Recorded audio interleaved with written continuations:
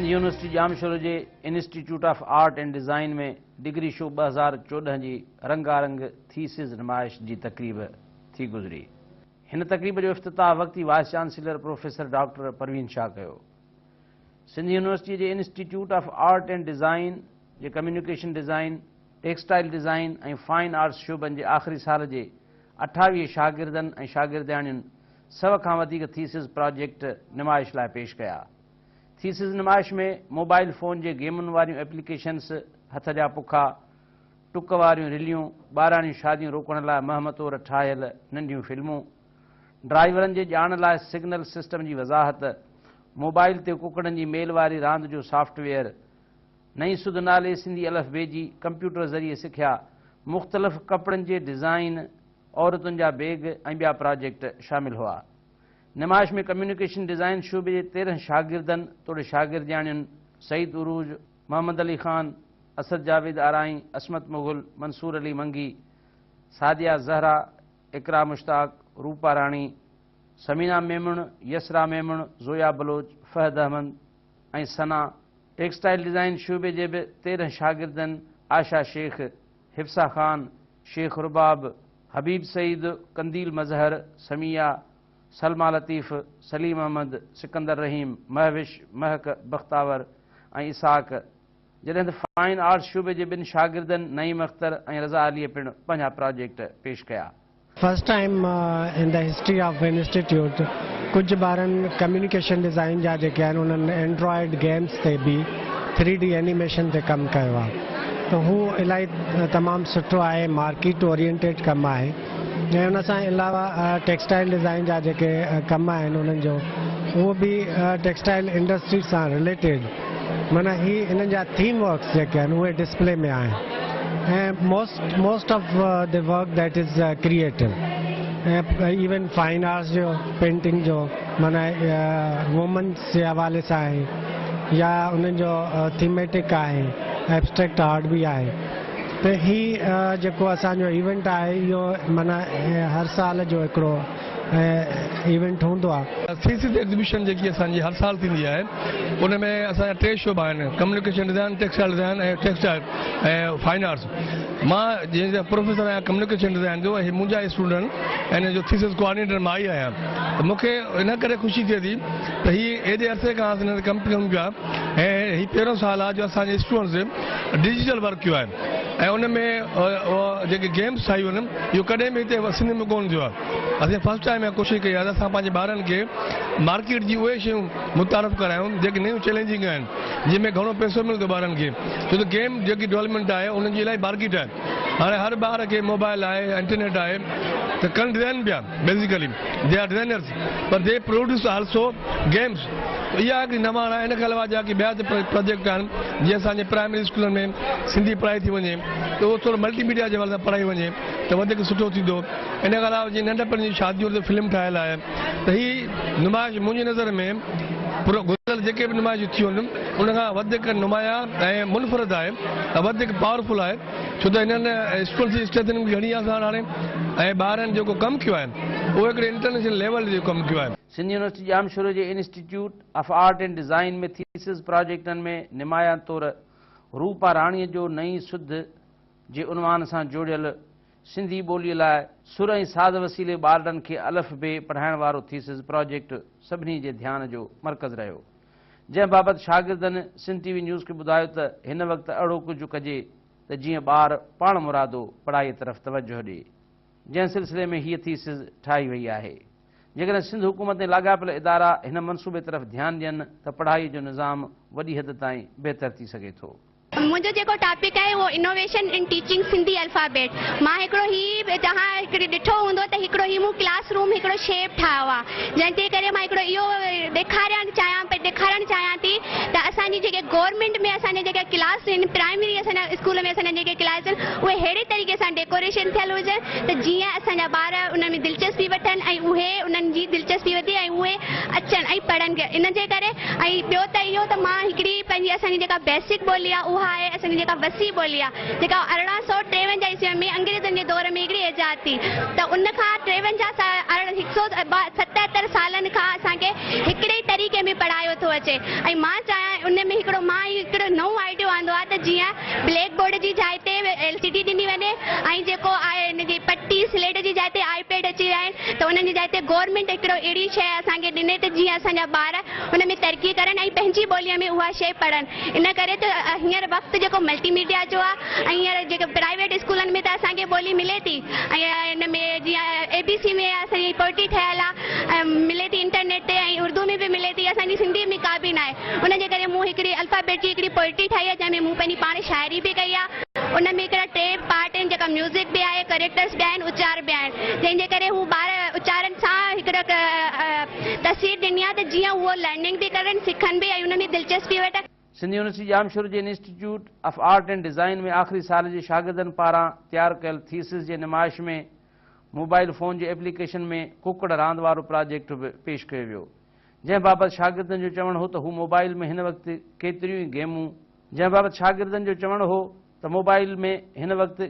गेमूं आहिनि, पर पाकिस्तान में पहिरियों भेरो हुन अहिड़ी गेम मोबाइल ते आंदी आहे जंहिंसां कुकड़ जी रांदि जी तारीख़ पिणु वर्जाइजे थी। ये है कि कुक्कड़ की जो फाइटिंग जो हमारे ट्रेडिशनल एरिया के अंदर जो होती थी उसको मैंने अपने राइट वे में न्यू जनरेशन के लिए गेम बनाई, डिज़ाइन की है, कुक्कड़ फाइटिंग के नाम से है, जो एंड्रॉइड के ऊपर गूगल प्ले के ऊपर भी आपको मिल जाएगी आसानी से। इससे फ़ायदा ये है कि न्यू जनरेशन भी हमारी खेल सकेगी। हमारे पुराने गेम्स जो हमारे जो बच्चे थे उनको नहीं खेल सकते थे, वो उनके अंदर इसको गेम मिल गया। इससे ये मुर्गों की नस्लों का भी फायदा है कि वो बचेंगे। रियल में आप गेम खेलते थे, आपको कोई एक मुर्गा हारेगा तो एक मुर्गा जीतेगा, तो दूसरा हारेगा उसकी जान ऑफ हो गई। तो इसलिए मैंने एक गेम डिज़ाइन किया है, ये मार्केट में भी आ गया है, ट्रेडिशनल गेम भी है।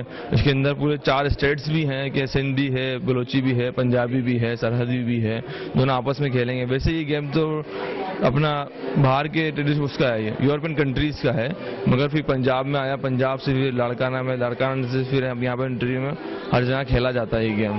तो ये बहुत पुराना गेम है, कदीमी गेम है, इसको मैंने इंट्रोड्यूस कराया एंड्रॉइड के अंदर, जो कि अभी फर्स्ट टाइम इन पाकिस्तान के अंदर ये game introduce. Institute of art and design जे आख़िरी साल जे शागिर्दनि पारां तयारु कयल थीसिस जी नुमाइश में हिकु शागिर्दानीअ पारां नंढी उमिरि में थींदड़ शादियुनि खे रद्द कंदे उन बाबति जागरता जे सिलसिले में वीडियो ठाहे पेश कई वई, जंहिं ते पिणु खेसि ख़ूब दाद मिलियो।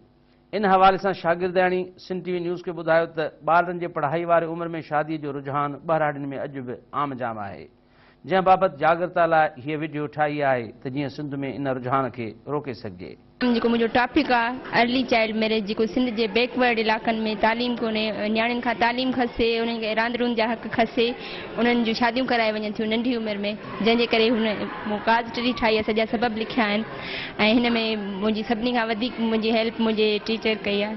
Institute of art and design जे आख़िरी साल जे शागिर्दनि पारां तयारु कयल थीसिस जे नुमाइशनि में आज़ादु ख़्याल हूंदे बि ख़ामोश रहण बाबति पिणु हिकु शागिर्दियाणीअ वीडियो तयारु कई, जंहिं बाबति संदसि चवणु हो त घणो कुझु बहितर ॼाणींदड़ बि अॼुकल्ह ख़ामोश रहंदा आहिनि। उन बाबति हुन हीअ थीसिस तयारु कई आहे। ये जो मेरा टॉपिक है फ्रीडम टू स्पीक, बोल के लब आज़ाद रहे, ये मेरा मतलब उन लोगों के लिए जो लोग शाय होते हैं, शर्माते हैं या जो अपने हक में बोल नहीं पाते, जिनके साथ प्रॉब्लम होता है, हालांकि वो सब बेहतर जानते हैं फिर भी वो नहीं बोल पाते, तो ये मेरा उन लोगों के लिए था फ्रीडम टू स्पीक। ठीक है, और खर्च का क्या बताऊँ, खर्चा आया है मगर इतना नहीं। सिंध यूनिवर्सिटी जे institute of art and design में आख़िरी साल जे शागिर्दनि पारां तयारु कयल थीसिस जी नुमाइश में मुख़्तलिफ़ पेंटिंग्स जो कॉर्नर पिणु सिंगारियो वियो हो, जंहिंखे ॾिसण लाइ मुख़्तलिफ़ शोबनि जा केतिरा ई शागिर्द ऐं शागिर्दियाणियूं मौजूदु हुयूं। ठहियल पेंटिंग्स जे हवाले सां थीसिस पेश कंदड़ शागिर्दनि जो चवणु हो त अॼुकल्ह अख़बार खे ध्यान सां पढ़ण बदिरां रुगो तस्वीरुनि खे ॾिसी अख़बार खे फिटो कयो थो वञे।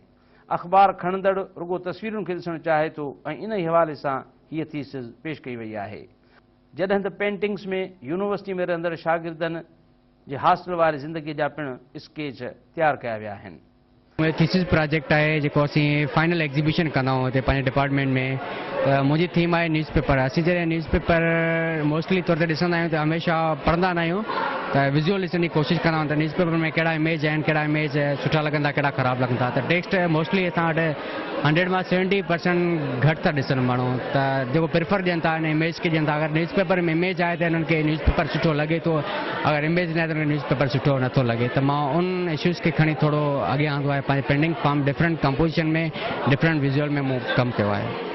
हॉस्टल लाइफ ते कमु कयो आहे। जेके असांजी हॉस्टल लाइफ में जेके कंडीशंस आहिनि जेके असीं फेस कयूं था उन्हनि खे असीं पंहिंजे कलर्स में पंहिंजी पेंटिंग फॉर्म्स में अॻियां institute of art and design जे आख़िरी साल जे शागिर्दनि पारां तैयार कयल थीसिस जी नुमाइश में हिकु शागिर्दियाणी पारां मज़ा या ख़ाकनि ते मुश्तमिल मोबाइल एप्लीकेशन्स पिणु तैयार कई वई आहे, जंहिं बाबति शागिर्दियाणीअ सिंध टीवी न्यूज़ खे ॿुधायो त आपा जा टोटका रुगो फन ऐं मज़ाह लाइ थीसिस तौर पेश कया विया आहिनि। जीअं आपा ज़ुबैदा हूंदी आहे त मुंहिंजो टॉपिक आहे आपा शकीला के फनी टोटके। त मूं हिकिड़ी मोबाइल एप्लीकेशन डिज़ाइन कई आहे जेका हीअ आहे, ॾिसी सघो था तव्हां।